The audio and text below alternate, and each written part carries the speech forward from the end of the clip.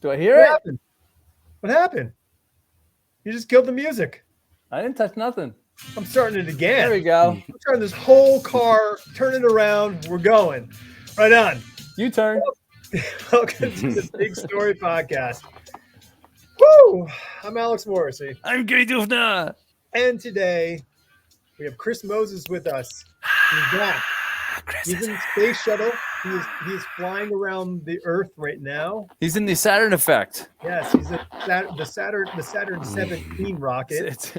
Correct. He is orbiting. It's creaking like 70s porn. Wow. Okay. Way off kilter. Quick. Restart button again. Hey, Chris, what's up, man? I'm doing well, guys. How are you guys doing? Hey. You know, we're doing the same thing you're doing. A Kickstarter. Well, that's true. Ta-da! There you go. Kickstarter. I guess you're further ahead in the kickstarting than we are. Yeah, When do you end? Christmas Day. Oh no, we're on the same track. I think we launched the same day. I think. Yeah, but he's put out more Kickstarters than us. We're babies at it. I'm still a baby too. That's right. You don't get to fly around the Earth in a shuttle with not doing one Kickstarter, Gary. You got to do 4 Kickstarters, and then that way you can get a shuttle. Correct. Or actually just 3 so far, but yes, 4, soon 4. Well, I guess the 4th one allows you to come back. Right. Or let you come home if you get to do a 4th one. So, right. All right. Oh, so you've been busy, my friend. I have been. You have been. There's been a lot of spreading the Moses is what you've been doing. Spreading the Moses. I think it's like Mojo, but it's Moses. Correct. I like Correct. it. So why don't we start off and let's just talk about what your Kickstarter project is so people can know right off the bat. Okay, so my most recent Kickstarter is for the SATURN EFFECT Alpha 1 through 3 and our latest issue, the SATURN EFFECT Helena #1, where we follow rising space marine Helena as she executes a primary Earth target. It's 24 issues and it's made by myself and my 24 pages, yes, with my good friend Christian Wolf. And the awesome Marco D'Alessandro, who's also the colorist on the other book, the SATURN EFFECT Alpha, where we follow siblings Alpha and Centauri as they try and free their home, the Titan colonies, from Earth. And in this issue, Centauri is trying to keep their people together back at home while Alpha searches through the asteroid belt for the mysteries that lie within. So, and Marco is the colorist on that, and on the actual artist the line artist, I should say, is Francesco Mazzoli. And this is issue number 3 that we're kickstarting. This is our 3rd Kickstarter. Bam. And it's a little companion issue. You start the story in Helena and you finish it in Alpha, and you get to see the mini saga of a new character, Ash's Veer, and his connection to the entire SATURN EFFECT ordeal and the entire universe. It's amazing. Sweet. It's big, buddy. You keep doing it. This is I guess so you got the first 2 funded? Yep. Yeah. That's awesome. Yep. That's great. And so you're offering the trio in this, right? So correct. Yeah. Correct. That's great. People are going to get to catch up because that's the thing, not everybody was there at issue 1 or issue 2. So this is a great thing.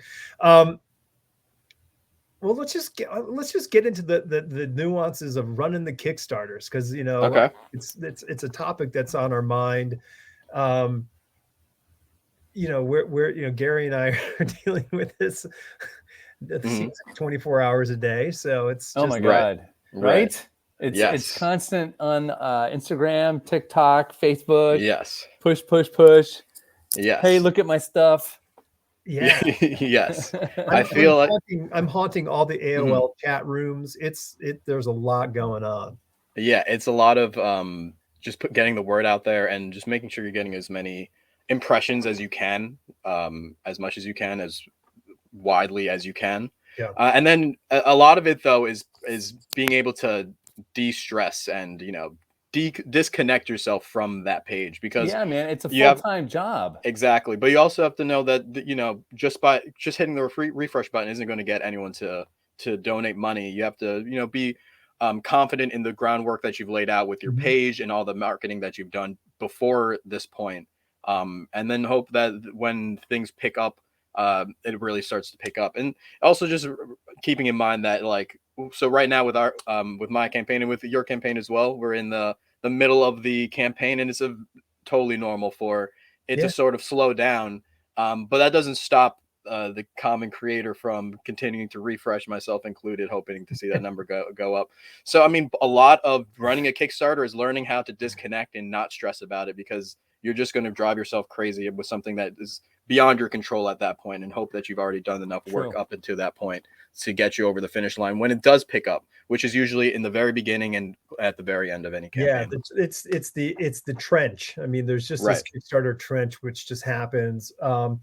So, you know, there's going to be a lot of people who want to do a Kickstarter, you know, so like it's great to sort of kind of get expectations. And at this point, everyone understands there's a trench, you know. I mean, that's not true, because somebody in our cadre was texting us, you know, all down because nothing was happening. And we're like, hey man, like, this is normal. And things are happening because our number keeps going up. It just doesn't go up like, you know, hundreds of dollars a day. It just goes up some every day. But like, between Kickstarter 1 and 2 for you, like, what do you think you learned the most doing Kickstarter 1 that you didn't do in Kickstarter 2? Like, what was what was the biggest learnings that you found? I think the biggest thing was learning what I should ship and what I could ship, and like how much to charge for shipping was probably the biggest thing I learned from Kickstarter 1 to 2, because it was the first time I've ever printed out a comic and then shipped it to people and done the fulfillment route with it, and how that works financially.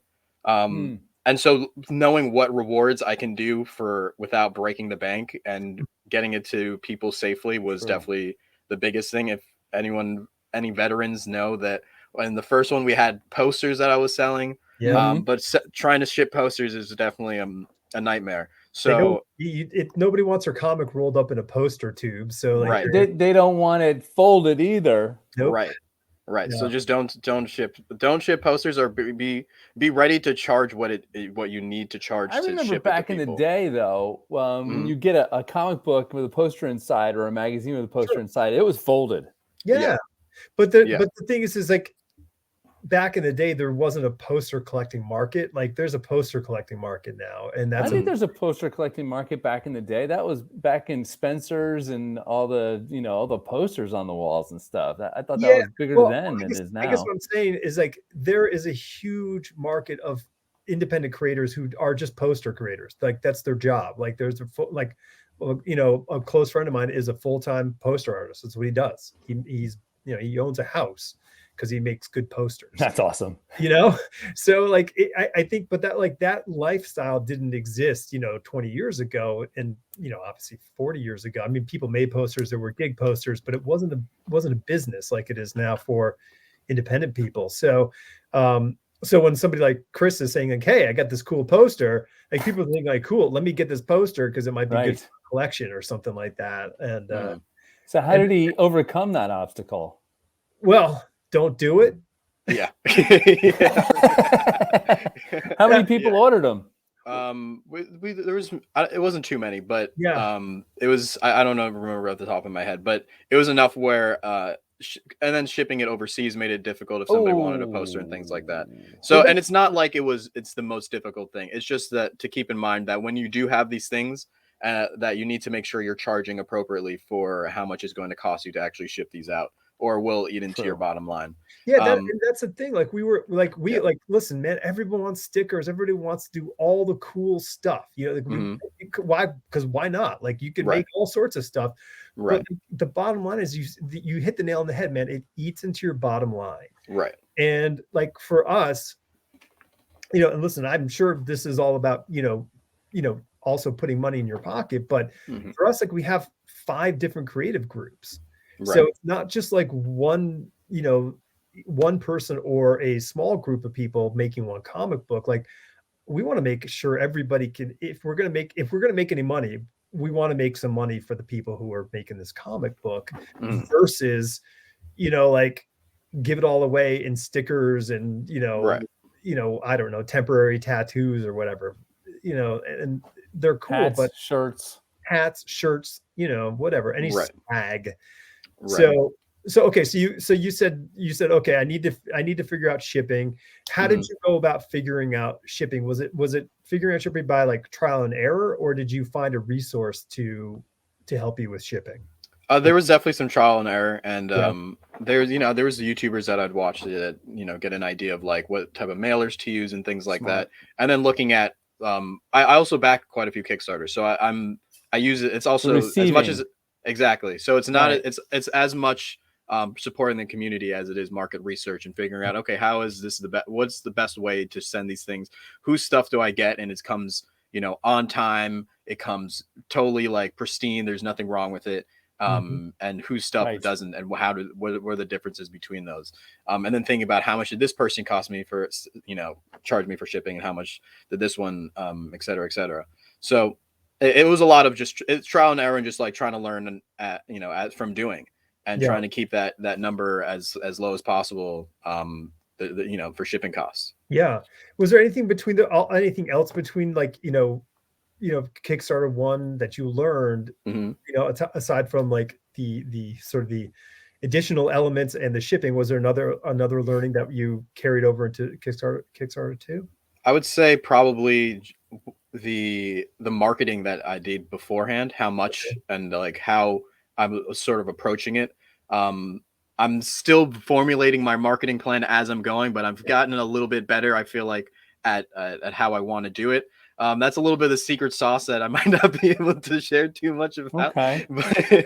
But in the sense that whenever I had something, I always have a link to push traffic to.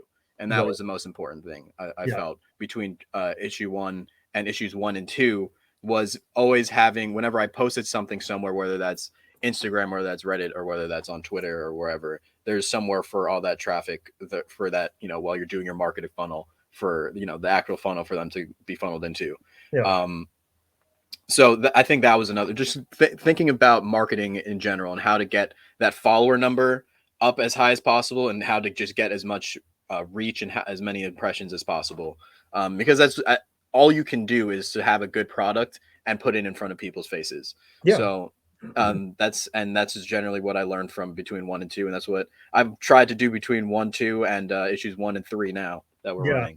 And, so for 2, but then going from 2 to 3, like, I mean, what were the learnings for you between 2? Because you refined your process, you sort of cut off the dead weight, you figured a couple more things out, but like, how do you go from that? Like, so how did you like was your metric, like, what was your metric for success in book 1 and in book 2? Like, was it just like, was book 1 just like, I gotta get to the finish line? Like, can I get past the finish line? Was that the thing? And with book 2, was it getting past the finish line, or did you move your finishing line further down the field? Like, what were your changes like that you adopted? So I think it's always a good thing to hit the finish line, regardless what your goal is. I think that's number one. Regardless of like if it's $800 or if it's $1,000 or it's $30,000, like hitting the goal is like it doesn't matter that goal. It's a relief off of anyone's shoulders, regardless of the amount. But it's also hard not to compare your Kickstarter success to other Kickstarter success when you're trying to judge like how well did I do and how do I do better. But really, you can only compare to yourself. So I'm always, at the end of the day, to keep myself like not going crazy, but also to keep myself to keep myself sane and grounded, and seeing that there's actual progress is comparing it to the last one. So my biggest benchmark for the SATURN EFFECT 1 and 2 was to have more backers than 1. And then so for 2 and for 1 through 3, it's also the same goal, is to have more backers. But another thing that I was thinking of is how to continue to make more money, because I'm like how to increase that goal and still reach it and see that also exactly. So if you've noticed from all my Kickstarters, the goal is just a little bit more each time. So trying to keep it reasonable and manageable, something to hit, but still improving each time. Because that's all you can really do is do better than you did previously. And that's all you can really, that's all you should aim for, is to be better than you were previously. Right. So yeah, so for this one, another thing that I was thinking was like, okay, so we had one product for the first book. We had 2 products for the second book. So what should I do for the third Kickstarter? And I was like, well, more product means more things to advertise with, and more things for people to back. And so that's what I did. So for this Kickstarter, we have 4 books that you can buy or you can back. And then there's also add-ons like my newest series, Soma City, that I also made with Christian Wolf. So there's more products and things like that is sort of what I've taken into. Yeah, there's a cover worked on by Christian Wolf and the amazing Ilaria Fella on the colors. And yeah, the lesson I learned, and hopefully it pays off, is the more things that you have to offer people that people are interested in, the more they will pledge, the more pledgers and backers that you will eventually get. Yeah. Listen, people like more stuff. Like if they want options. We were, like add-ons have become a kind of a thing. Like Gary did a lot of legwork to figure out add-ons for our, right. Which I think that they're doing pretty well. I think there are people are using the add-ons for when they're making their play. I think they are. Yeah. Yes. We have a standard cover, we have a variant cover, but we're also doing a sketch cover for ours. But we offered a triple play, which is you can pay one price and get all 3 of those issues. And those are actually doing pretty well. Because I think people want to get, they're like, oh, I like the idea of all 3 of them. So that's kind of a cool. Right. So it's an interesting challenge. Like my only experience with Kickstarter on the the behind the line side of it has only been with very large Kickstarters, where there are 2 commas involved. And right. And like it's a very different world than it is when you're just saying, hey, I'm selling a comic book. Right. And then 1 comma. Yeah. We're just hunting for 1 comma. Oh, we got a comma. Right. So far. We got a comma. Nice. We both got a comma. Yeah, we're commaed. Commaed up. But yeah, it's tough. Did you have any troubles? Just a little side here. Did you have any troubles in fulfillment this year? Because I know lots of, both Kickstarters I've backed recently, I have not seen the comic books yet. So, I would say that I've given myself a decent amount of time for fulfillment, so I haven't had too much difficulty fulfilling. And if anyone listening hasn't gotten their stuff, let me know, and then because I haven't heard. but for the most part, I'm pretty certain that everyone has gotten everything that they've ordered, so I didn't have too much trouble. But when it comes to actually receiving product from like printers and things like that, I've definitely had a lot more difficulties as like supply chain issues, and then but also shipping overseas has gotten a lot more difficult as well. I don't know the answer to this one, but Gary, have we had any overseas orders yet? I don't know. I just seen their names and what they pledged, like how much money, but I really haven't gone any further than that. Now, I mean, I would only assume that it's probably pretty tough, the overseas stuff. Right. I wanted to read this to you guys. I can find Please it. do. Blah blah blah blah blah. Story time with Alex. No, so this ties right into what we were talking about. I don't know where he put it. I'm gonna have to paraphrase it because I don't know where. I don't know how I lost those big literary words. So I was talking to a past guest who has done a Kickstarter and had a really successful Kickstarter. Like he way higher than he anticipated. Super great thing for him. Okay, here it is. This is insane. So, oh my God, blah blah blah blah. Okay, so he had his printer, and the guy oh my God. So the company that he used, and I may name the name going some at the end of this as a consumer tip, not to so okay, so here it goes. Ready? So here's oh We're God. waiting. I'm scrolling back. Okay, so here we go. So it turned out his comic sat around the printer's warehouse for a month waiting for him to bother to ask them where it was. Mm-hmm. So he finally contacts the printers. They're like, "Oh yeah, it's here. It's we'll send it on over." So they send the comics. He gets them 3 weeks later, after they sat around. They didn't ship them for 3 weeks. Gets them, and the pages are out of order. Oh. So and like How does that happen? He had like a couple thousand people order his comic book. So they had to reprint the entire run. And that's when they ran into the paper shortages issue. So like it took a lot longer. So he said I gave him a month to get it done. And when I checked in again, they hadn't even printed the internal pages yet. So now like super late. So they had to they finally had to print those pages and another 3 weeks to get it mailed again. And then he got it the second time around and 2 different pages were out of order.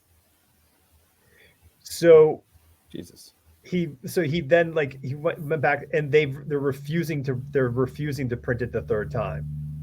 And apparently they're super understaffed. So not slamming these people. They may be having a terrible time with it. Wait, I want to know who it is, dude. So the company is Comic Impressions. Okay. So whether they and I'm not saying they're a terrible company, but what I'm saying is this is an extreme example right of what can happen because this guy like had a super successful Kickstarter and he's months and months. So he ended up shipping all the books with the pages out of order, the second printing version of those things. Mm-hmm. He's printing the book on his own dime and shipping out the finished, the nice ones to other people. And so far, everyone has been cool, with how he's going about it because he's giving them something. Did he try to get a PDF proof? Oh yeah, he got a PDF proof. Didn't matter. Doesn't matter. Hell? Yeah, no, I mean, if you don't get a physical proof, like here is what this is it. Because if the pressman doesn't have something in their hand to go like, here are the gangs, and this is how the order is. And if they look out, because they can look on the sheet and see what the gangs look like. And if it doesn't work for them, they're going to be like, wait, we need to adjust this and pre-press. So yeah, PDF doesn't really matter because that doesn't like I can make a PDF, but that's not an actual paginated file. Sure. So, like that's a huge thing. So whether, like I said, I'm not bashing Comic Impressions, but they did not do a comic book creator well in this regard. So yeah, so there you go. Be careful. Yeah. But yeah, if you can have them send you a physical proof, that's going to be your best bet to get a ganged up proof, or a blue line, just something that they have that's going to be something that you will sign to say this is what it is, and if you sign it, they're held to that. Like that's the deal. Like that's what it is. So yeah. That's a little consumer tip. All right, we're all bummed out now. No, thanks, Alex. You should, these are learnings, man. These are learnings. I've spent a big chunk of my career being flown around this whole North America to stand there and make sure press runs went well, because these are hundreds and hundreds of thousands of dollars that companies spend on stuff, and the last thing they want is a mistake that gets through the pipeline. So all right, so you're on 3. If you took all the things that you did in 1 and did all the things that you did in 3 and you put them next to each other, like on your own spreadsheet, Chris, does it look like the same thing that you like? Does it look like 2 of the same things? Like, are you doing the same job, or are you doing a completely different job now than you did the first time? I think I'm just doing a better job. I don't think it's the job is different. I think the job is just being done better. Okay. And and that's all it is. You just got to try and aim for the next thing. Always trying to improve. So that's what I've been trying to do. Yeah. What are the things on the marketing end that you feel like were like the sort of the greater improvements for you? Was it, getting a better video made? Was it like, what were the things that really you feel like are making a bigger sort of impression for you? Definitely getting better videos, getting people that are, more focused on the things that I want them to bring to the project, sort of looking at it as like a, project manager. It's like, okay, we need somebody to do the music. So for Alpha 1 and for Alpha 2 trailer and the Alpha 3 trailer, we have Go Don't Go that does the music for it, and he makes awesome electronic stuff. And we also got the Nick Miley, who does the video editing for me. He's my video editor. So it's finding the people that can do the job that I need them to do to like improve the product, to make it cleaner, make it nicer for a more more marketable. Because that, as I said, all you can really do is put a product in front of people's faces that they look at and would want to give money to, and you can't force them to give you money. You can only or even take a look or read it or do anything. You can only just put it there and hope that it resonates with them somehow, either from the art or the etc.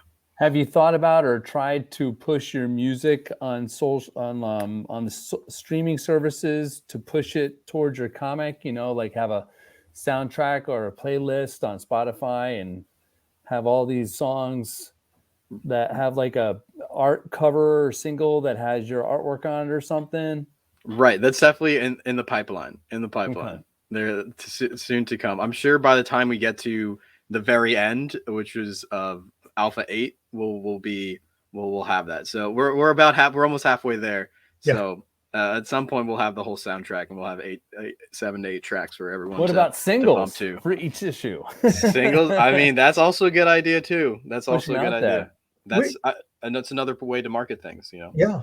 Yeah, well, I mean, Gary being a musician, he's very much always focused, like how do I sort of make this a multimedia experience, which has always been, it's fun to work with, because hey, what if I do this, or I'm going to do this, and it's like, whoa, that's cool, because I don't know, it's fun to see the different angles.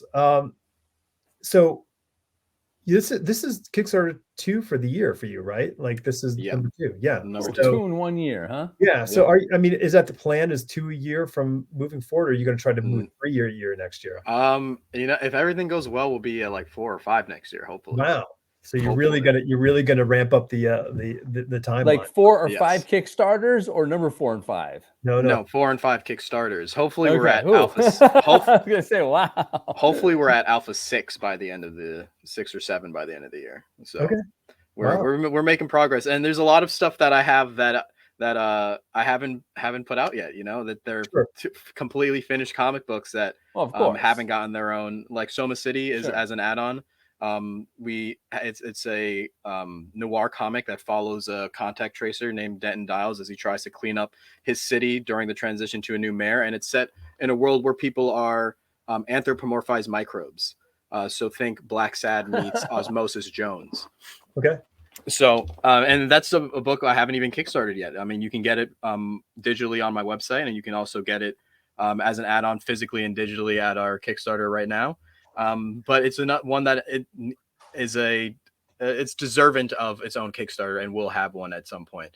And so that's in the pipeline. And then I have other books that haven't that people, if you follow me at R. Chris Moses on Twitter, you have seen maybe a couple pages from a little sneak peek of some other things soon to come. So we have some things that I'm definitely aiming for multiple Kickstarters for, not only just Alpha, but also our first trade paperback, which will be Alphas 1 through 4. Oh, that's great. So that'll be, and that's so you be running different Kickstarters at some point at the same time. Well, you can't run your own Kickstarter. You can't run 2 Kickstarters at the same time. What if you use a different email? But you could use a different email. So I would think that the best way to run Kickstarters is to just have one place to funnel your traction, and then do it again and again and again. Yeah. But I do think it's also very important to work with other creators that are running their own Kickstarters, and maybe even sort of doing them simultaneously or staggering them in a way. I have one of my editors has a anthology coming out early next year, called Breakneck Fantasy Anthology, that I have a story in, and working with people that to like that, to have them run a Kickstarter, and then you can run yours right afterwards. You already have if you have a story in somebody else's book, or if they're a good friend, or if you can get maybe one of your books as an add-on into their campaign, you can use that sort of momentum and the traction and that those views to parlay into yours. Cross promotion, exactly. Hell yeah. So get it out there. Exactly. In the eye sockets. Let's go. Definitely. And then when you're thinking about how to make this whole thing work, like how to make money and continue to make your books, you just gotta put the Kickstarters out, and you gotta and it's all an accumulation as well, because just because you ran a Kickstarter for Alpha 1 like I have, it doesn't mean I can't continue to sell Alpha 1 every single time I run a Kickstarter, because you're bringing in new people. If you're doing the marketing correctly, you should always be bringing in new people, so you'll always have a market to sell that. There. Now, to make the first issue more valuable for the first Kickstarter, do you do something different for the second printing of it to make the first issue more valuable for the first Kickstarter people? You could. That's not an avenue that I've gone down, but it is something you can. I've been thinking about that. You print like a special 50 copies or special 10, 20, 30 copies that, and you'd have to charge that into the initial selling of, like, in the initial Kickstarter, because you wouldn't be able to. I mean, I guess you could potentially in the future sell those limited edition copies, but maybe they wouldn't feel as nice. It's hard to say. There's a lot of different ways to approach it. I think the crux of the thing is that we live in a time where because of the sort of the advent of direct-to-consumer comic books, when Spider-Man 322, I don't know what number they're on, but like if Spider-Man 322 comes out and hits the stands, that's Spider-Man 322. You can't ring Marvel up, 4 years from now and say, hey, can I order Spider-Man 322? Like, you can get a digital copy if you have the digital subscription. You can find that, or you can go hunt that, or you can find a reprint if they did them. So the distinction between this sort of age of where, like, a comic book doesn't have a sort of a stamp in time, sort of makes the collector's market aspect of your comic book that you're producing have no sort of grounding. Does that make sense? So if your comic issue 1 of the Saturn Effect, that's the only time that was ever done. Now, it's not to say that you can't offer it in your subsequent ones, but it's got to be a different comic book. And not to say that it has to have a different story, but it's got to have a different cover, or some annotation saying second printing, third printing, fourth printing, whatever the thing is. So the person who said, like, I'm going to get in on the ground floor of this Saturn Effect, they have something that has value. So that's that's what we're struggling. We're sort of struggling with that concept of how to sort of ensure that moving forward with the crash over for issues 2, 3, and 4. Right. And that's if it's something that consumers even care about in today's day and age. Of course they care. Of course they care. I mean, like, that's what 5 years from now, when they're like, wait a second. Right. I mean, potentially. This guy that drew Pink Lemonade is awesome. I got to see everything he's ever done. And then he's right. like, I got to get this crash over comic book. What the? They don't sell anymore.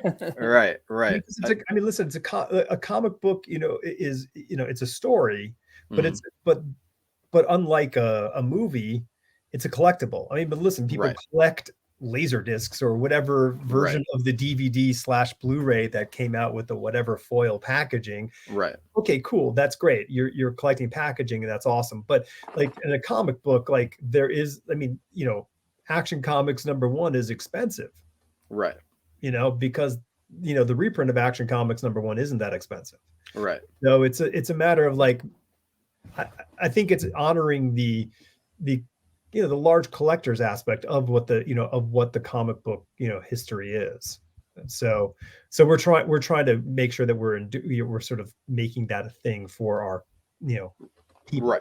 Right. But I would say the argument against that would be anyone that's collecting is going to find the differences in the variance and variations between printing that are invariably there. Like there are differences between my initial printing of the Saturn Effect Alpha 1, where I hadn't had my independent publisher Red Sea Comics and its logo on the back of it. Yeah, sure. So I think yes, there's something to adding that value or putting like this is the first edition, this is the second edition. But I think if it's something that has value to people, they will also find their ways of grading it and deciding this is the first edition, this is the second edition, and what makes that valuable and what were the difference between those. Yeah, you made a change, but if you don't make a change to the file, it's not. You won't. It becomes. Right. Well, then everything's a first edition. Then. It's right, but then the value goes down. So if there was any value there to begin with, right? We're all aiming for the fact that you're going to be a big shot. Right. Well, then just look for me at a Comic-Con and hope that you get my signature. That's right. Oh, wow. We have to hope for your signature. No, everyone.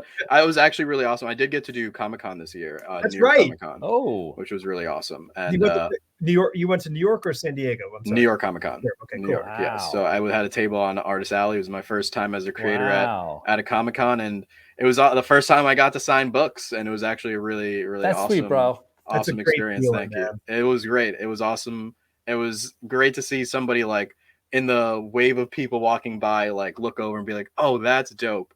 That's cool. I want to buy that." Obviously, if and for anyone that's listening that hasn't done a Comic-Con, that won't happen often. You need to be hustling almost all the time. But sometimes that your display will magically hit somebody's eye and they will just give you money just because. And that's always a beautiful feeling and very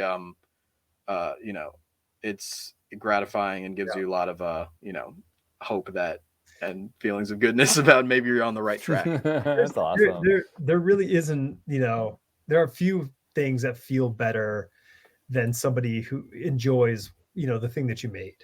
That really is, and it doesn't matter what the thing that you made is, it doesn't matter what level the thing is that you made. If somebody really genuinely says, I really like this, or is excited about it, it's an amazing feeling. I'm so glad that you did that. How did you've been to New York Comic Con before as a fan. Yeah. As a fan. So the sort of the before and the after of it. So yeah. What was the volume feel of it this time in relation to previous years? Nowhere close. Not even in the same hemisphere of what generally a normal year of Comic-Con, New York Comic-Con, there's you can't move on the main show floor. Like moving, you can't even see the talent. You can't barely see the banners, right? Exactly. You can't really move around at all. On like in the main show floor, there's like it could take honestly an hour and a half, 2 hours to walk the main show floor just because you're shuffling through this whole thing that whole entire time, and there's just so many people back to back.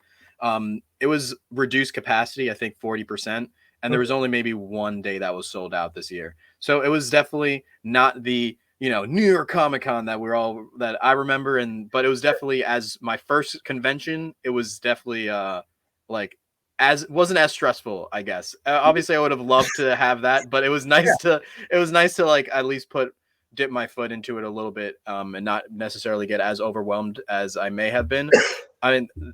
And that I also have the luxury of being from New York, so that it wasn't, it's sort of like in my backyard. Right. I can just go to it. Obviously, any creator that went there hoping to make a lot more money definitely had more of a difficult time just because of the lack of traffic. But I mean, it was still awesome. There's still a lot of publishers that I got to meet that I've been talking to, that I got to shake their hands and put a book in their hands and things like that, and which is always a great time. I mean, if you are making a comic book and you want to find, a publisher, if you want to, build your business contacts, I mean, the convention is especially New York or San Diego are the really where you have to go. I mean, and if you're a person such as yourself, if your ambition is to be a writer for, a different publisher or somebody to, publish your book, have a stack of those books, and business cards and go around and just paper everybody and talk to them, because it is the singular, opportunity for that. You're live. Yeah, no, it's just, you're playing a show, man. You got the band, you're on the road. Yeah, it's the best. There's no email that you can write that's gonna be that. And that's just the nature of it. There's no sort of post you can put up on social media which is gonna, wow, I'm so glad I didn't meet this person and I saw their post. My apartment was 14 blocks from the Javits Center, so it really was my backyard, that show. I would just go down there, and if I got bored I could just walk right back to the apartment. So it's totally nuts. I mean, I kind of think that might have been really nice for you, being your first time as in Artist Alley, to have it be kind of a light one, because you probably got a better one-on-one with the people coming through. There's not a sense of pressure from the crowd.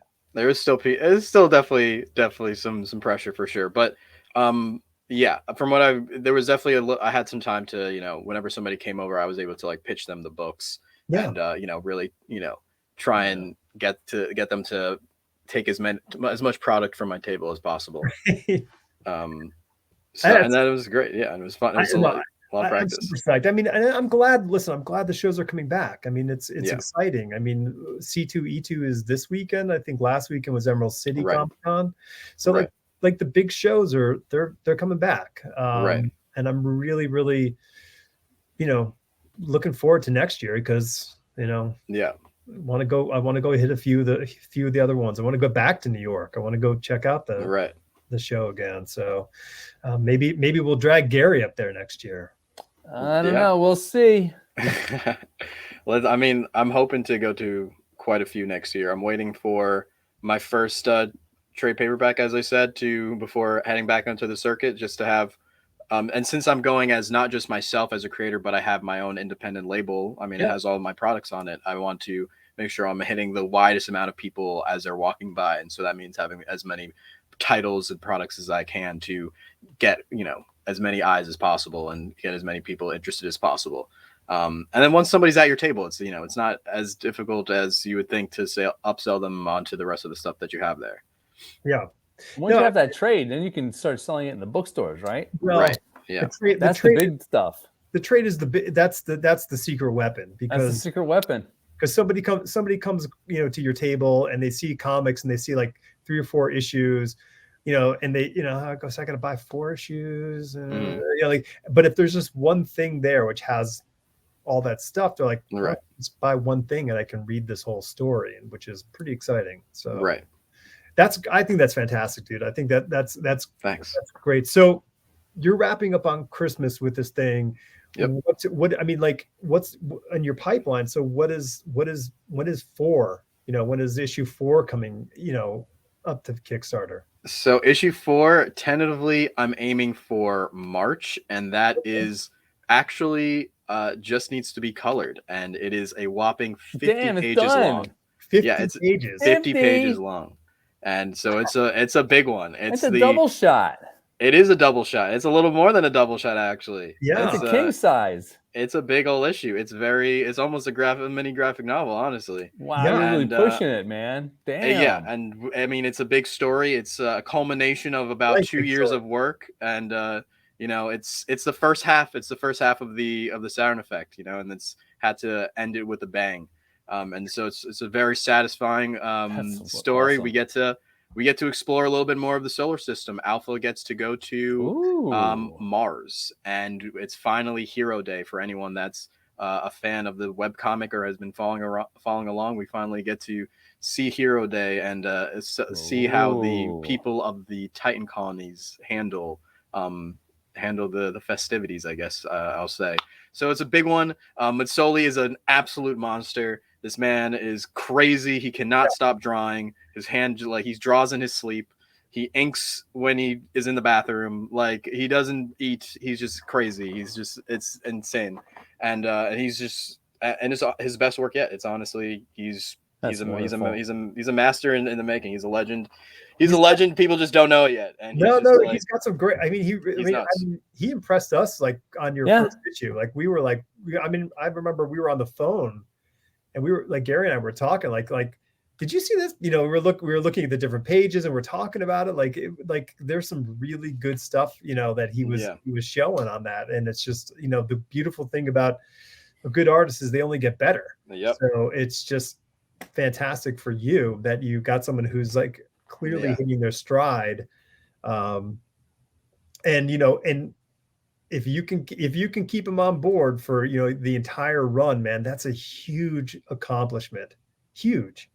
I'm hoping. Well, I mean, as it's looking like it so far, I mean, we already got the first volume in the bag, so and we'll be right on to Alpha 5. It's I mean, it's all been written for him. He's just slugging through. It's all been written for over a year now, so he's just slogging through. And it's great to see him improve each time. I feel like as I was writing it, I also was improving, and so it's great to see us synchronize and meet up, and like him, like, okay, I can see like Chris is hitting up another level. I'm going to as well.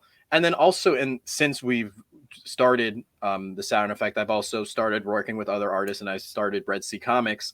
And that's also something that, like, an environment that I wanted to sort of foster in this group of hungry individuals. It's not just it's not like we're all in this together and we're all trying to get to the same place, but like everyone is hungry, everyone's a wolf, and you can't just sit back and think that what you're doing now is enough. You have to do better every single time. And so everyone is pushing each other. And it's also like you're pushing, but you're also giving advice. You're saying this is awesome because we all understand what everyone else is going through. We were all putting in the same amount of time, and we're doing the same craft that we love. So we're just fostering this great energy of like, okay, this is great, but you know, you can push this further. Or like, you should watch your tangent lines here, or like this part of the storytelling is a little off, or it's like this storytelling is amazing, your character designs are amazing, and you know that it's coming genuinely from somebody that's putting in the same amount of time as you are into the thing that you really love. And I think you can really see it coming out in Matsoli's work, and he's gone from amazing to just that much more amazing. And there's no sign of stopping. I mean, what is he going to do next? So, there's the Saturn Effect Alpha 1. True. This is where we started. Not the start of it all, but the start of our physical issues. Alpha 2, and now Alpha 3, and then soon to come Alpha 4. Yep. Soon to come. And there's our variant cover as well. Yeah, I mean, it's a lot. I mean, I love your ambition, dude. Like, it's great that you're really just driving your vision and your dream forward on this project, because it's not easy. It's super hard. You know, what is there, 8 of us doing this one comic book, and it's a lot of work. You know, so it's there, you know, and you know, you're sort of, you know, holding the tiller, you know, on this project. And you know, I think it's I think it's fantastic. You've started your own imprint, which is pretty exciting. So, because you weren't Red Sea when you did the issue 1, right? Right.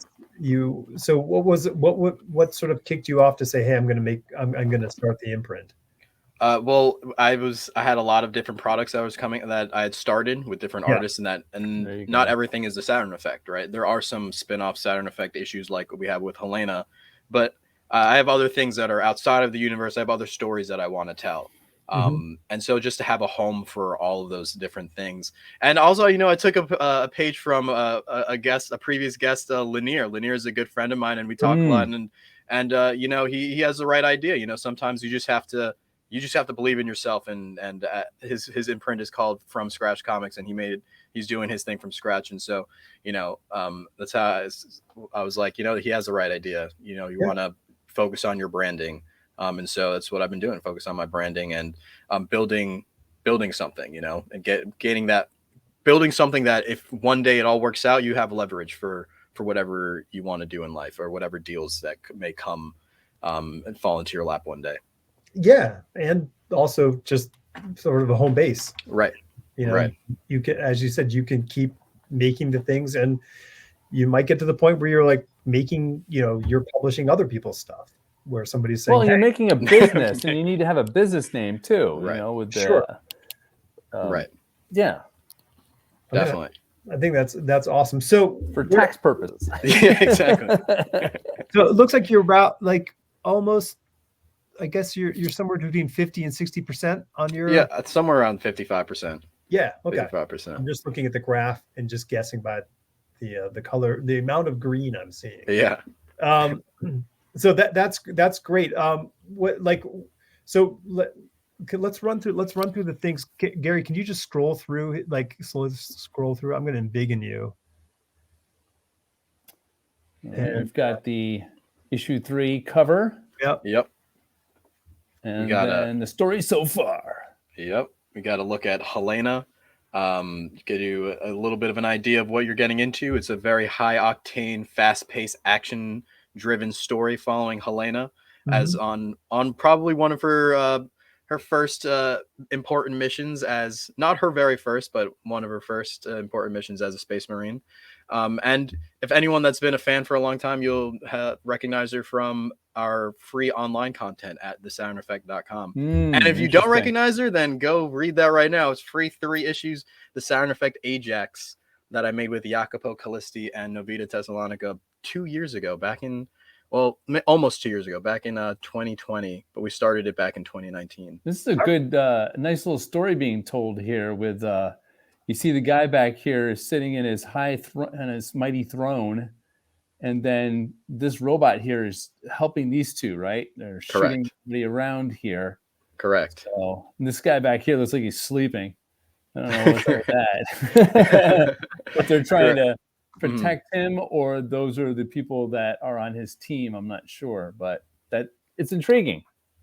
Yeah, Christian Wolf is great. He we were really into this design when he was doing the different compositions, when we were deciding on what the cover would be, and I think he works really well with Marco D'Alessandro. Like Marco brings that Saturn Effect sort of taste and sort of flair to it with his coloring, and really I feel makes it a unifying piece alongside Wolf, as as Wolf is definitely taking some from Mazzoli where he feels necessary, but also imparting his own styles and his own inspirations into the art. It's cool. And it's got great design fundamentals with the red and green complementary colors, and then the yellow in here is emphasizing the emphasis. The emphasis? Yeah, and then the kind of angled symmetry. It's nice, man. Yeah, they're great. We work with great artists. I mean, they're all, amazing, and I really thank all of them for spending as much time and as much skill as they do on any of my projects. On any of our projects, I should say, because it's not just one person. Issue 3 right here. Yeah, this is our variant cover. The variant. Yes. I like this character right here. Oh, yeah? Yeah. Well, you're going to have to read to find out more about them.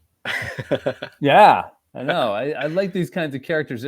This is, it reminds me of, there's other things that are kind of like this with the new Grendel issues, where the mechanical head follows Grendel Prime around. Right. I dig that. Right. This is a mysterious benefactor of our 2 main characters. Oh, excellent. Is it Jeff Bezos? It looks like Jeff Bezos. Yeah, Jeff Bezos is in the future, and he had so much money that he decided to fund some rebels. He's going to be in the future, buddy. Exactly. Don't worry about it. Exactly. No, I mean that's Jeff Bezos. You called it. I mean, look at like you already know. I mean, he is in the future, and it's not actually him. It's a hologram, looks like. So it could be him, right? Okay. They just call me the spoiler, is what they call me. Yeah. Now no one's gonna have to read my book. They already know it's Jeff Bezos. We want to know more about it. Yeah. Right. So can we scroll through the pledges just so we can see what those are? Okay. So we got the PDFs for $7. Nice. The issue 3 and issue 1 of Alpha and Helena, and then we have $15 for catch up. Nice. Yep. We want 1, 2, and 3, and then 1, 2, 1, and then 1, 2, and 3. Oh, Alpha, Helena, and Ajax. Correct. Wow. I think did you send me Ajax a while ago? Like, that was one of the first things you sent, wasn't that? Yeah, those. I'm sorry, The can't see TSE Ajax books are actually bring it over here. my first ever comics that I ever made. Yeah, TSE Ajax one was the first one. Yeah, I think you sent that. I remember reading Ajax. Yeah. Yes, so they're all free to read online. But I haven't ever sold the digital PDF. So if you're a collector that just needs to have everything, there's digital PDFs for you. Ajax 1, 2, and 3. Exactly, completionist. And then we have printed issues. Correct. Digital print. So you get both. Yep. Alpha 3 and Helena 1. Page Saturn Effect issue. And the 24-page Helena. Nice. Awesome. Correct. And then we also had some early bird reward tiers that ran on the first day and then on Cyber Monday that had discounts on the print issues and discounts on the digital catch-up. Cool. You hold on. You did it on Kickstarter? Yes. And it was just those days. I had to go in there and put a new pledge in. And then say it's from this time to this time or whatever. Right. You can just duplicate the pledge that you want to and then rename it and then put if you scroll down to the bottom, it'll show you the already expired ones. And you'll see that right after you'll see that we had a few like the Cyber Monday print issues, and then there's the digital ones, and then the early bird issues as well. Oh, I see. So you put it up there for $2 less than the other one. Right. If you back on the first day or things like giving people incentives to back. Oh, I like it. That's all cool. right. So it was just one day, Cyber Monday, and went up and right. There was one on Cyber Monday, and then there was one on the first day of our campaign, an early bird reward. Love it. Interesting. Yeah. Look at Gary. This is all you can see the steam. Right. So excited. Very good. I mean, very good, Chris. Yeah, I mean, it wasn't my idea. I stole it as well. So no. Okay. Hey, man, it's a great one, man. I love it. Yeah, I love it. Let's go back up to. All right, so catch up. Ooh, the catch up of prints. Yep. Okay. You can do the PDF, and then issue. Yep. Okay. That's over 100 pages of the Saturn Effect story right there. For $30. $30, all physical. I mean, it's high quality. We have a couple books right here. Wait, hold on a second. I got your. I'm small. I'm really looking at Gary right now. It is. There we go. We have a couple of them printed out. They're high quality. Ooh, man. See Red Sea on the back. Oh, look at that. Glossy. The Red Sea logo looks great, dude. Thank you. I got a great designer named Brigel Ozuka to do it for me. Then you can see a couple pages. Don't give too much away because you're trying to. These are on the website or on the Kickstarter page, so it's fine. There no spoilers. But you get a good idea of just the quality of the actual book on top of just the quality of the art and the coloring and obviously the story as well. Yeah. Let's get back to Gary and his epic quest through the pledges. I know. Let's go to the Pledge 50 Deluxe Print Catch Up. Damn. That's all of it, huh? That is one of all of the tiers, definitely. So one of the things I learned as I was going was you need to have different tiers for your different levels of supporters. There's going to be a supporter that backs you no matter what at a certain price point, but then there's also going to be supporters that will back you at higher price points. And so you want to have different levels for the different types of people that will be hopefully helping you along towards your goal. You mean your whale? Let me ask you this question. How long did this take to put together? I've been working on this Kickstarter a little bit piece by piece for quite a while. I still kind of tweak it. But I've also been able to use pieces from my other Kickstarters and mold them towards this one. So are you copying and pasting, or could you import it? Can you clone it? You have to copy and paste it, but generally, so I'll have when I was making this page, I had the page up and just using what I needed to get it to where I wanted, and then doing some edits. And then I also, did a lot of market research, as I said, but talking to different creators and looking at their pages, and then even sending creators that I think do Kickstarter really, really well, and being like, hey, what do you think about this? Can I have a little bit of advice on how to approach this? People will help. They'll give you some advice. And then we had the Red Sea Comics catch up bundle. Yes. Yeah, that's a big one. It's a Get big one. That's a big one. Exactly. Damn, look at all that. That's a lot of stuff. It's a lot of stuff, and you get everything that we have so far. That'll keep you busy for a while. Yeah, it's a lot to read. It's a lot of reading. It's fantastic. Then we have pledge 100 for a TSE caricature bundle. Ooh, get a digital caricature of yourself by our artist Christian Wolf. Choose between being human or pure, and see how you would look if you were in a Saturn Effect. Oh, yep. Very nice. Is that a filter on Instagram, the Saturn Effect? It should be. It definitely should check that out. That's wicked, man. That's cool, man. I like that. And then you get all of these digitals and printed issues too. Wow, that's really good. I mean, it's a great deal. Wow. Yeah. That's great. A character of yourself. How many of those things does he have to do before you let him out of the basement? He as many as we get. Well, we've got 2 backers right now, and there's as many as we get. A limit of 5. Right, but we to get hit to free this poor artist who's been imprisoned in the by Chris.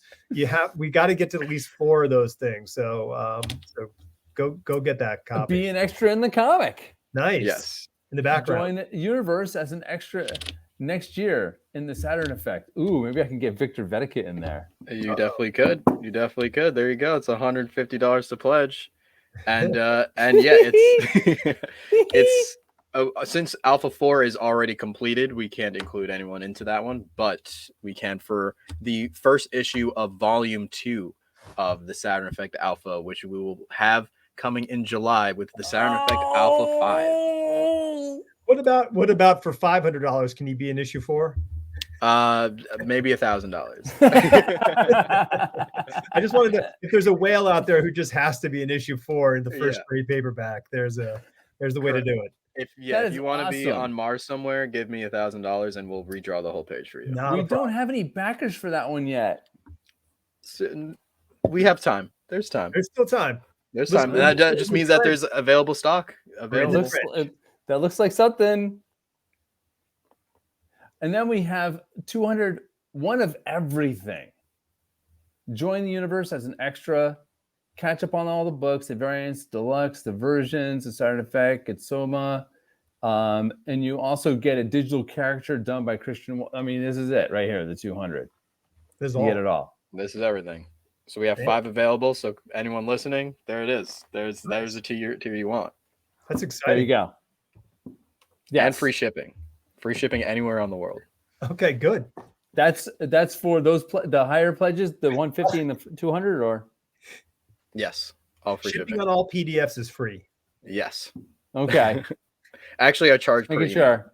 You charge for the PDF.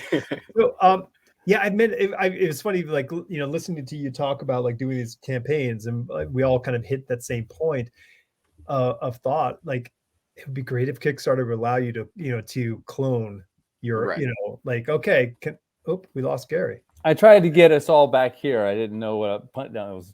Listen, we're just going to push buttons and see what happens. Right. Yes. Yeah, I mean, it would be great if Kickstarter would offer that for people, for creators, because it would probably save you a lot of time just to be able to take it, duplicate it, and then just change your information and you're good to go. Yeah. Hey, Kickstarter, help. Yeah, that, and also like a center tool, like to center the text. That would be nice too. Kickstarter. Nice. In pledges or in the dot? In the pledge on the page, like on the this story page, you can't like make something line up in the center. No, it's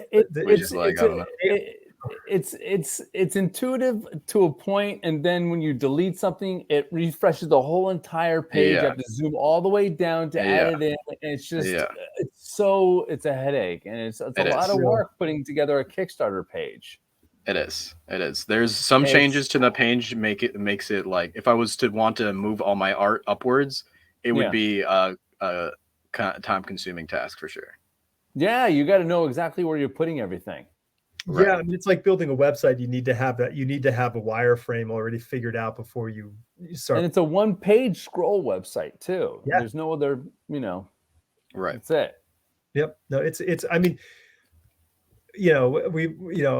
going back to that client of mine who makes a lot of money for Kickstarter, like they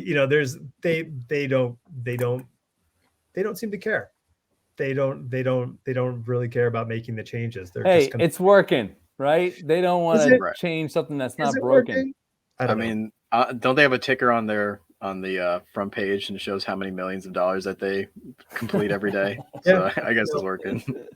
It would be nice if they would evolve their product, because there are a lot of things that could be done with Kickstarter to make it better for both sides of the Kickstarter fence. So, yeah, and ultimately they would get more money as a result, because if you can make a better product, I wonder how many people go in there wanting to do a Kickstarter and they get frustrated from putting the page together and they're like, fuck this. I'm done. I'm out. I can't do this. Right. Yeah, it's I mean there is a bit of a barrier, in that respect. Like I was trying to launch our Kickstarter, and I was inside of the, the pages, the rewards, the total, the da. I got to the end, there's links to go to each page, right? You get to the end and I'm like, okay, so where's the button to launch this thing? And it's like at the beginning on a screen that's not even in those areas. It's at the beginning where you log in. And I'm like, oh, there's the button. I had to YouTube it to figure it out because I couldn't find it.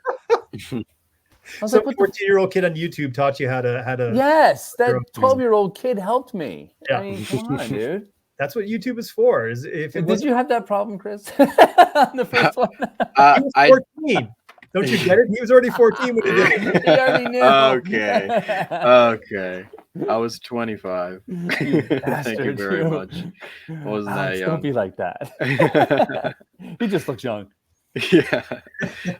But yeah, I think it's definitely a little bit difficult. It's not. I've also had people tell me that they've accidentally launched their projects when they wanted to just when they just wanted to have their pre-launch link or something, Yes. Oh my gosh. Yeah, because I was scared to press that pre-launch. I was like, because I wanted people to preview it, before we launched. And I was like, I don't know if I want to press that or not. Right. And then you can also get the link for your pre-launch page without the page actually being activated. And that's like another thing to like actually activate the link. There's just a lot of different things that make it a little more unintuitive and a lot more like difficult than it needs to be on the platform. So you're saying there's room for improvement with Kickstarter? Yeah, there's definitely room for improvement, but it's at the same time it gets the job done. Listen, it's such an amazing platform to begin with. Just the idea that this is a thing, you could do this. I mean, it's sort of like this weird kind of evolution from from eBay, like you sort of take this idea of like, hey, I can take this old thing I have here and I can put it up on eBay and sell it. And now it's like, well, why couldn't we create a platform where you can make something, put it up somewhere and sell it, but in multiples to people? Like it's not a very complex idea, but it's so like, of course, right. We need this, it's super exciting. So number 3's up. Number 4 in the spring. Early spring. Yeah. I mean, you're waiting for spring to start. And then so the goal is to do 2 to 3 more in 2022. Sweet. Of at least the SATURN Effect, yes. Yeah. Right. No, I mean, the idea is to maybe like every other month have one go up live. Yeah. Spend about two-ish months in between to do the marketing up until the 3rd month. So probably about 4. I love that. No, I mean it's a really.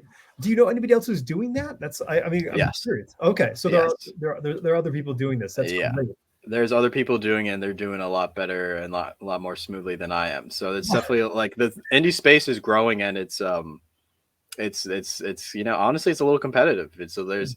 I think everyone is, helping each other and wants everyone to do the best work they can. But I mean, we all want the same thing, and there's only so many spots and so many eyes. So it's also like you got to make sure that you're learning from other people and keeping an eye on the other people doing what's going on, because they're sort of setting the standard of how you're supposed to do it, how you're supposed to do the whole Kickstarter, how you're supposed to just be an indie creator. And part of that is Kickstarters, and part of that is conventions, and part of that's having your own website, and part of that's doing the networking to meet publishers and get your things out there. But yeah, there's definitely other people doing it. That some people that I know that are really awesome, that I follow on Twitter or that I've met in person, that I really think that we'll probably be seeing them for some time to come, because they've got a little they've got the formula down. And the more Kickstarters you do, the more products that you have, the more you can sort of raise as you sort of get your name out there and get your products out there. Yeah, sure. You're snowballing it. Correct. You're going to keep pushing the product out, and then people are going to go, oh, all right, this guy is consistent. We got to go with this guy. Build that momentum, that brand awareness. Yes. Right. Well, hey, what's that? Hey. So Gary, what do you got there, buddy? I was just showing our Kickstarter, United Forces Crashover. And before I did that, I wanted to show a commercial. You guys want to see a commercial? Oh, I do want to see a commercial. Hey, John. Hey. Let's do that one. How do I get rid of us and put them on? Or we have to watch at the same time? It's an overlay. It's an overlay? Yeah. All right, check it out. Hey, John. Hey, Dave. Oh, whoa. A United Forces comic book. That kid must have left it here. It says Crashover over the logo. Must be a different kind of United Forces story. Let's look in it. Okay. Yup. There's Victor Vetica, infamous singer of his band Vetica. I love his music. I thought I heard you say his music was too crazy for you. Well, yeah, kinda, but it's so cool. Look at him with that glowing orb. I mean, come on. So cool. What's he doing with it there? Oh, dang. Look. Looks like he blew out the coffee shop. Phil Fowler isn't gonna like that. Who's Phil Fowler? He's kinda like Victor's bodyguard. Oh, this Victor Vetica character needs a bodyguard with a powerful orb like that? Well, you gotta know Victor's character. He's kind of a person who's always had his head in the clouds and not aware of his surroundings all the time. Oh, he's an idiot. I think the word you're looking for is savant.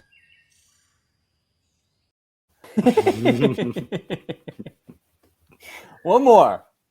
But one regret. This life. Make this. The world depends on it. Victor Vetica? You're not real. I draw you in my comic books. Well, apparently I am real. Make that. The world depends on it. United Forces Crashover. Did I draw this? Search #Crashover on Kickstarter.com. Hear that music in the background? Yeah. Soundtrack, baby. It's all about the soundtrack. We're going to play your video. Let's play it. Let me just share screen. It's video time. Yibbity yabbida. Tab. Here we go. Here we go. Hang tight. Here we go. And start.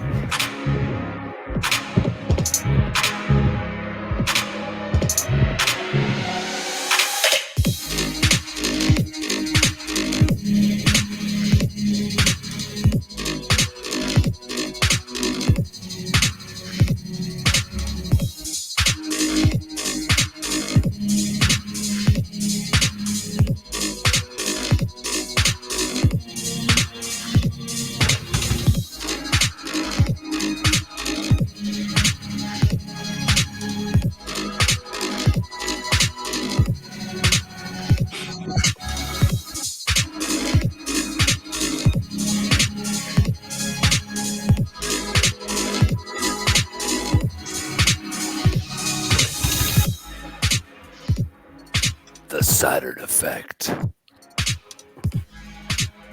Alpha by Red Sea Comics.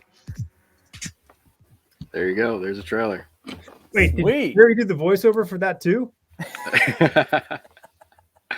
Yeah, we hired him at the last second. Gary. That's awesome. It's a great video. Yeah, dude. I mean, it's so cool. So I mean, look, I'm a huge science fiction fan. Like, it's like, it's what I do. So I love sci-fi We stuff. all do sci-fi, dude. We all do it. It's just, yeah. I mean, like, it's my love. Yeah, same here. It's a good story, man. I read it. It's not just great artwork. It's a good story. Yeah. It pushes forward. You're like, oh, what's this? You're just, it's great. Awesome. Thanks. I enjoy telling stories that I like expansive worlds, but I also like immersive, fast-paced stories. So I want yours is definitely fast-paced. Yeah. So we keep things moving. Plots develop very quickly. And there's not a lot of spoon-fed exposition to you. Right. You're just sit back, enjoy the journey, and everything will make sense when we get to the end. Cool. Yeah, well, there's not a lot of room for walking and talking in comic book pages. Correct. So, yeah, not really. Especially when it costs money each panel, each page where they just walk and talk. Right. It's not free. Right. That's totally awesome. Yeah. So it's very cool that you're doing your Kickstarter at the same time. Yeah. What are we offering? Just so people, if anybody's looking, for ours. Yeah, just what are our rewards or whatever? Well, we have let me move this over here so we can see it. Yeah. All right, and let me pull this up so we can see the creators. There's Nick Cagnetti. I know that dude. There's Phil, me, Maurizio Leone. There's Bradley Littlejohn, Alex. There's Blake Seals and Amanda Semler. And this is our variant cover. We'll talk about that in a second, but I got it right here. Oh, ooh. Yeah, there we go. Nice. Look, double shot. Seeing double. So that's Kundal Crunch. We hired him to make the cover for this. Do you know his work? Do you know his work, Chris? I believe I don't think so, actually. He's an artist from Argentina. Yes, he's phenomenal. Okay. You should definitely check out his stuff. For sure. So we have the one digital edit edition for $4 because we don't have more than one issue right now. This is issue one. Right. But the deluxe edition, we have one digital issue of each creator-owned comic book title because we have 5 different universes in one book, and that's the 5 different comic books. So, and a digital script and a digital edition, and then for the printed edition, we have one comic printed digital edition, and then the digital script, and then digital editions of each creator owns comic book title. That's a lot just for that one thing. Yeah, $8. And then $8, you do the same exact thing as this one here, but there's a sketch cover. It's the blank cover. You can color on it. You can draw on it if you want, or you can get someone else to draw on it. And then we have the signed edition, where we got a print edition with a signed certificate of authenticity. We're doing the what's that called, Alex? Oh, we're doing a book plate. The book plate. All right. And that has the digital issues of each creator's own comic book. And then we have the triple play, where we have the printed edition, regular, the sketch cover, and then a variant from Kundal Crunch. And then we have pledges of $60. You can get Phil Lavelli to sketch a cover. And then you get the printed edition with the other things. You can get Nick Cagnetti from Pink Lemonade to draw something. This is Nick's work right up here, right there. And I love how Nick draws Victor and Phil from United Forces. So you get Nick Cagnetti. He's got 2 backers. Then there's Amanda Semler. We're still waiting on some work from her. She's pretty busy. And then we've got some sketches from me. Ooh, 2 backers. Uh-oh, I've actually got to do some work. What's going on here? And then Maurizio Leone's sketch covers too. And if you want more than this, you can buy one of these and then go, when you're making your pledge, when you're buying it, you can go onto the add-ons and you can add on any one of these again. And you can add on as many as you want, like another Amanda, another Nick, another this, another that. onto the add-ons. And then we're proud of Bradley Littlejohn's world with Little Bug, Wilt Worthy. This is Goldbug. Just the way he wrote the part of the story that we have. He worked with Alex a little bit on what he needed to portray in the story, and then he went crazy. And it's just the thoughts that go on in your mind when you read this part of the comic book. You're just gonna be like, what? You have to read it a couple times because you'll be like, it's actually really great. It's I'm like, when I read it the first time, I was like, I got to read this again. It's deep. You're like, what's going on here? That's what I like about indie comics. They craft their art and their the story that goes with it. And they're like, you know what? Let's do a little different than normal stuff. Let's try something here. Let's go a little bit off the deep end. Let's see if anybody comes with me. Right. Well, that's also part of Bradley's whole thing, Bradley Littlejohn's whole thing. Oh my God, the Seahorsey so with his space opera stuff too is really awesome. It's great. He's great. No, he's really working at a completely different level. I love. Yeah, he's also very funny, and then somehow like manages having a family too. So it's definitely pretty crazy. He's working like he's a unique and special person, to say the least. Oh yeah. Yeah. And he makes music too. He does? Yes. Yeah. He makes awesome themes. I love all this stuff. He's great. I've talked to him for a little while. He's a great dude. And I also have a couple of Nick's books. I have Pink Lemonade 1 and 2 over there somewhere. Nick's a magic man. He's just got such a great vibe with everything he does. I mean, if anybody's a fan of Pink Lemonade, they've got to get this comic because I mean, listen, everything that everyone's had, bought of Pink Lemonade at this point, this is 2 years after the fact. Like, Nick is so much better at what he's doing. He's just really, really good. So much fun. Yeah. So if you're a fan of Pink Lemonade, this is going to really be a great. And it's a little bit of a different kind of a feel for Pink Lemonade, not just because there's the United Forces boys in there, but Alex helped write with Nick, and it's a different feel, totally, because of the writing. Yeah, it's cool. I mean, I love I like the way that he dialogues things. I just enjoy I love how his sensibility for the words are just real fun. So speaking of dialogue, Chris, you said earlier that you wrote this whole thing out, your script a long time ago, like a year ago, or more. And so how much changes are you doing to your dialogue when you get you get these pages back? I mean, because a lot. Yeah. A lot. So there's a ton. I mean, you can go ad infinitum. I mean, you see the artwork and you're like, oh, I got a new idea, or oh, I've got to say this there now, because this was I didn't even know that was going to happen. Oh shit. Correct. Or like things like something that maybe came out in the script but didn't necessarily come out in the art, or something that maybe Matsoli wanted to add into the art that needs a little bit of explanation, or anything like that, or just anything to I mean, honestly, it's the thing that you can change up to the very last second. You know, you can't change art. You can't change, I mean, you can, but it's going to cost money and time. This is something that I can continue to change. Anyone can continue to change. It doesn't make too much of a difference when you do that. So yeah, there's definitely changes that happen to the dialogue, especially with the way that I work with Matsoli.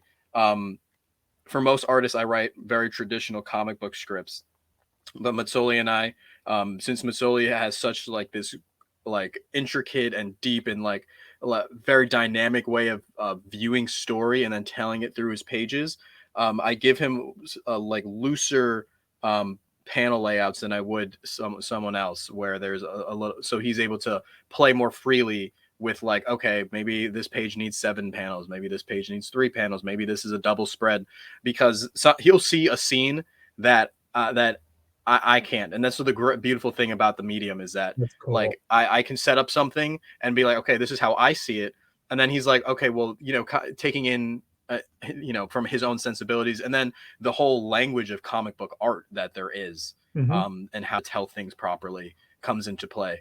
And so I think for anyone that's a writer, you have to leave space for your other creators to be able to create and, you know, put impart their own sensibilities, impart their own sort of artistic visions onto it. And then also being able to adapt after the fact and, you know, be malleable, because I can change, because it's also easier for me to change the words than it is for him to change the art. It's easier for me to write the words than it is for him to write them. Yeah. It's an interesting thing. I mean, my favorite, still to this day, my favorite scripts that I drew, you know, like at Marvel, were the ones that were very, very loose. It was just, you know, page 10, you know, and there would just be the sort of a, you know, description of what's happening on the page, or page 10 through 13, you know, and here's the action that happens. And then the you know, the writer would, you know, do all the dialogue around the action. So it was a lot of fun. So I like that. Or you can go the opposite direction and tell them exactly what to do. Right. And it depends on the type of artist that you're working with, right? Sure. So I have a book coming out that we recently finished with Riccardo Secchi, who's another Italian artist that I met through Francesco Mazzoli, and the book is titled Control Z, and it's set in a world where humanity has migrated to a post-physical existence, and we follow a sentry who's tasked with moderating this simulation when people start going missing. So this is something that Ricardo and I and the colorist Marcos Martins have been working on for a very long time, over a year. And the process with the writing process when it comes to working with Ricardo and versus working with Francesco is almost completely different. Whereas Mazzoli will go off and be his wild genius, crazy self, which is what we all love about him. Ricardo operates very well within the guidelines that I give him, and is able to execute at a level that requires a lot of time and a lot of precision and a lot of skill.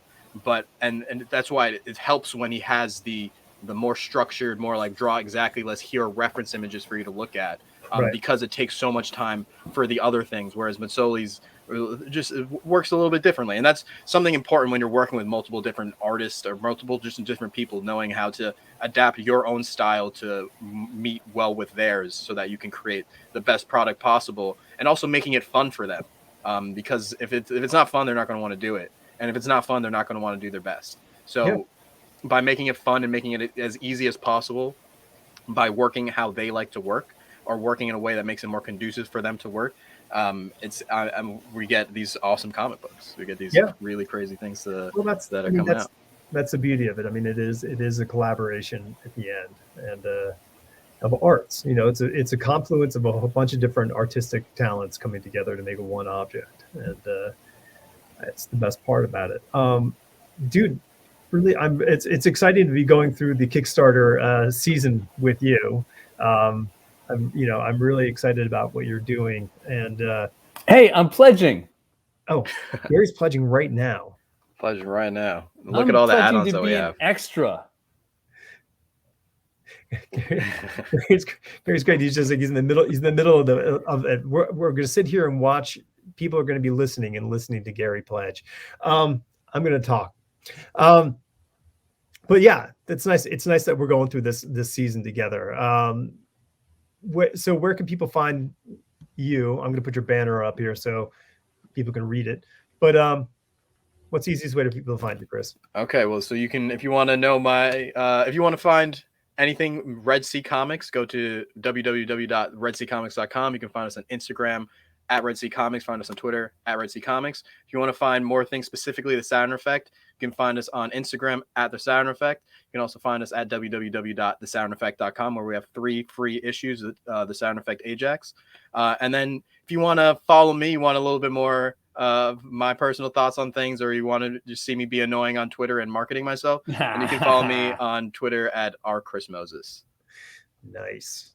It's exciting, dude. I'm really happy. I mean, it's great that you're really doing this as like your drive. Like, this is it. You're doing this. You're making this happen month after month after month, and it is no small effort. It is. Hey, thanks. Look what happened. Oh man. Oh man, Victor's gonna be in the Saturn Effect. Yes. Okay. There you go. Get ready, Chris. You Thanks got for the support, man. I you asked for it. You know, you got to watch Gary. He's the man. Yeah, I mean, yeah. Nice. I appreciate it. Thank you. I support artists. He does. He does. He supports artists, and pro tip, he supports anything that will get Gary in whatever the thing is. That's right. Right. Smart.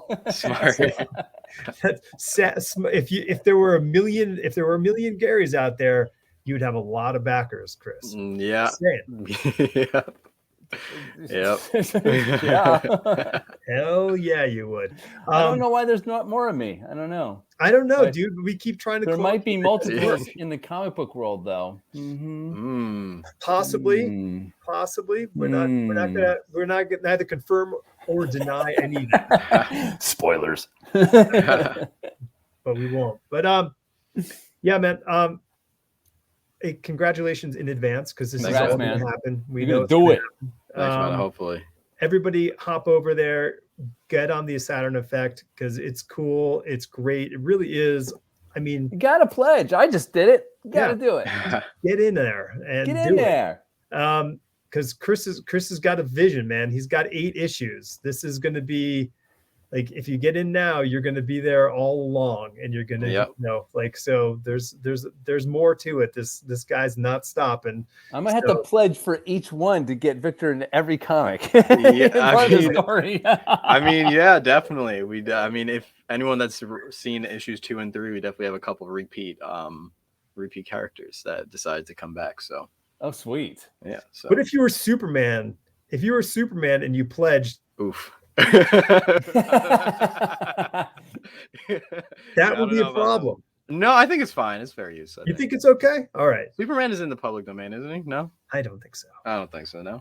When is it? Oh man, that's right, cool. well, brother. I'm really happy. Glad we got to spend this time, because and really thank you for sharing your experiences on Kickstarter, because thank you so much. Yeah, because I mean, I people need to know. Yeah, they need to know, because I mean, it is not just a matter of just, I'm just going to put this thing up here and people are going to come to it. There's a huge amount of work that goes into this, and not to be negative about it. There's just a lot. It's a lot of work. It's a job, and to do, you gotta take it seriously. It's a job. You are taking it seriously.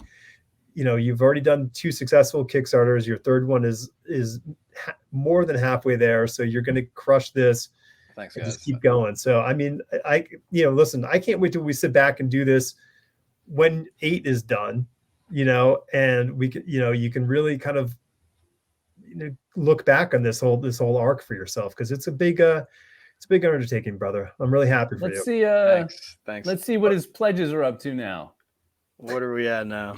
1844. Wow. Nice. Very nice.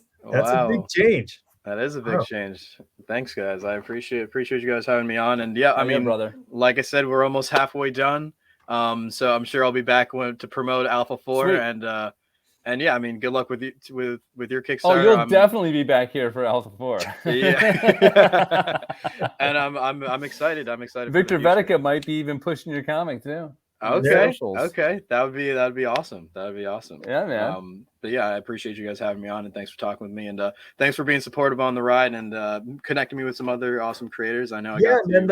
That's man. That's what this is all about. Yeah.